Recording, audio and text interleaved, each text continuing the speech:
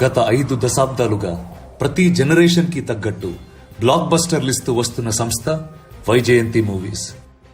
కానీ సంస్థకు ఆ పేరెలా వచ్చిందో ఎవరు పెట్టారో తెలుసా? 1974లో చలసాని అశ్వినీ దత్ 21 ఏళ్ల వయసులో కె విశ్వనాథ్ గారి ఓ సీత కథతో సినీ పరిశ్రమలో అడుగుపెట్టారు. కానీ ఆ కుర్రోడి స్వప్నం ఇంకెంతో పెద్దది. నటరత్న నందమూరి తారక రామారావు గారంత పెద్దది. ఎన్టీఆర్ గారితో సినిమా సాధ్యమైనా పట్టు వదలని విక్రమార్కుడిలా మొండితనము పట్టుదలో కాని చివరికి ఎన్టీఆర్ గారి అపాయింట్మెంట్ సాధించారు. ఆయనతో ఎందుకు సినిమా తీయాలనుకుంటున్నారో వివరించమని ఎన్టీఆర్ అడిగి అతని మాటలకి ముచ్చటేసి ఒప్పుకున్నారు. అంతవరకు అశ్వినీ దత్ గారు బ్యానర్ కూడా స్థాపించనే లేదు. ఎన్టీఆర్ గారు అడిగిన మొదటి ప్రశ్నే అది, బ్యానర్ ఏమిటి అని. విజయ సంస్థ లాంటిదేదో అయితే బాగుండు అని దత్ గారు మనసులో ఉంది, కానీ బయట పెట్టలేదు.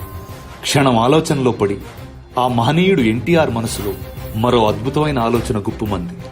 అక్కడే ఉన్న కృష్ణుడి ఫోటోని చూపించి శ్రీకృష్ణుడి మెడలో ప్రతి క్షణం పరిమళాలను వెదజల్లుతూ ఎన్నటికీ వాడిపోని వైజయంతి, అదే నీ సంస్థ అని చెప్పారు.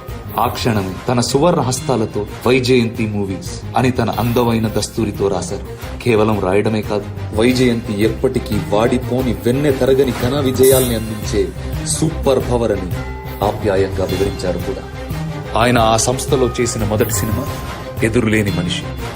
ఆ తారక రాముడి దివ్య సంకల్పంతో పెట్టిన ఆ పేరు, ఏ వేళా విశేషము, ఆ మహానుభావుడి హస్తవాసం. ఆనాటి నుంచి వైజయంతి మూవీస్ ఈనాటి వరకు ఎదురులేని సంస్థగా నిలిచింది.